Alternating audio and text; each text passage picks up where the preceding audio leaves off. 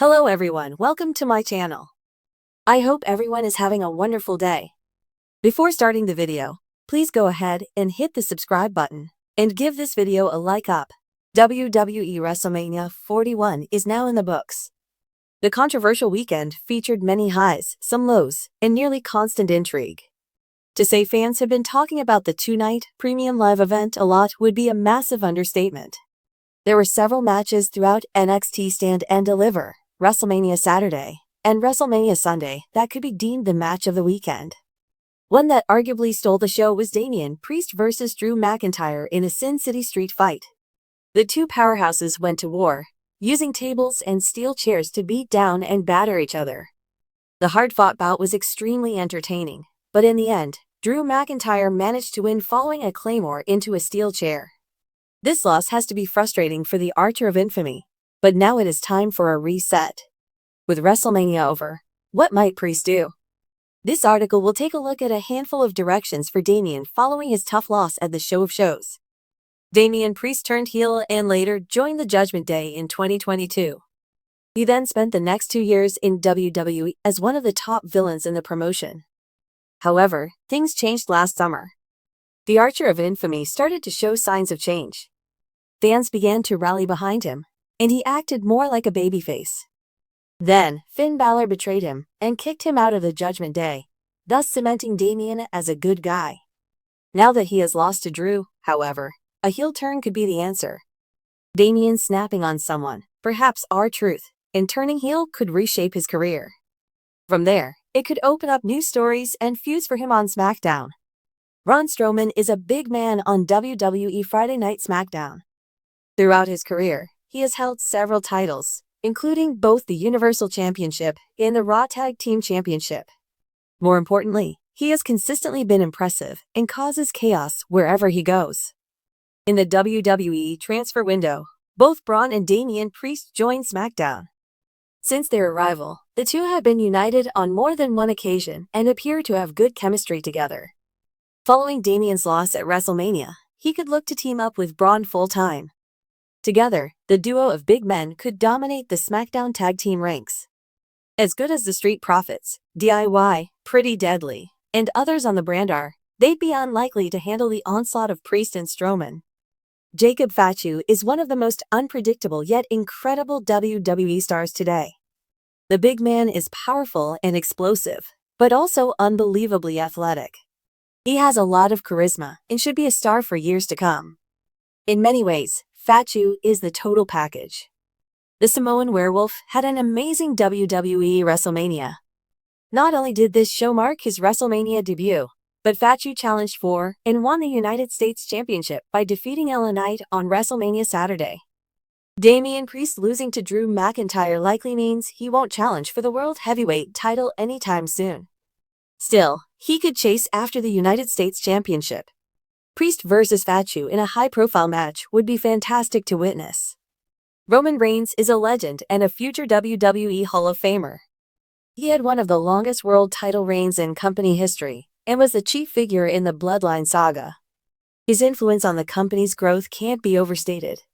The Tribal Chief is another person who struggled during WWE WrestleMania 41. He battled Seth Rollins and CM Punk in a triple threat match, but ultimately came up short due to being betrayed by Paul Heyman. Now, Roman is all alone without a wise man to support him. If Roman has to move on and do his own thing, Damian could step up and begin a feud with the OTC.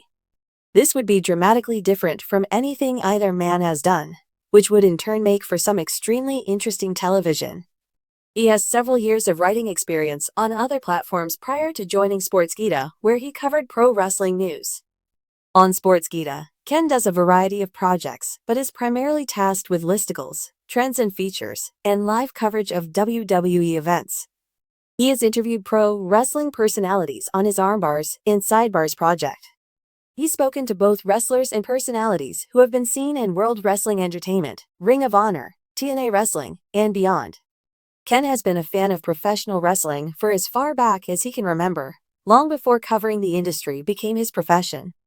WrestleMania 41 has come and gone, leaving in its wake shattered dreams, iconic moments, and new roads to be forged. One man at the crossroads of destiny is none other than Damian Priest, the Archer of Infamy and WWE's quiet juggernaut. With his stock soaring and his presence cemented, the question now becomes: WrestleMania 41 has come and gone, leaving in its wake shattered dreams, iconic moments, and new roads to be forged.